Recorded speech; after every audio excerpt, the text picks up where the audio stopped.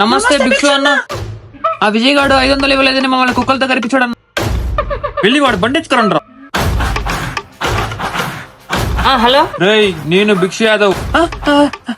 చెప్పండి అన్న. ఇంకొక 10 నిమిషాల నువ్వు నీ కుక్కలన్నిటిని తీసుకుని మా తోటకాడు ఉండాలి, లేదంటే నీ బండి పాటలు అవుతుంది. ఏమైంది బాయ్ అట్లున్నావు? మన బండి నా భిక్షు యాదవ్ వాడు ఎత్తుకెళ్ళిపోయాడు రా.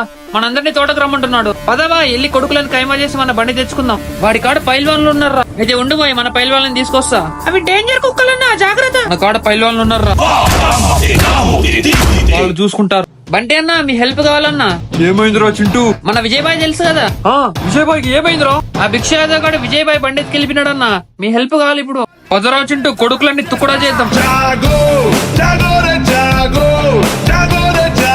అరే ఆ కుక్కలేంద్రా మా పైన వాళ్ళ కంటే బలంగా ఉన్నాయి. బాయ్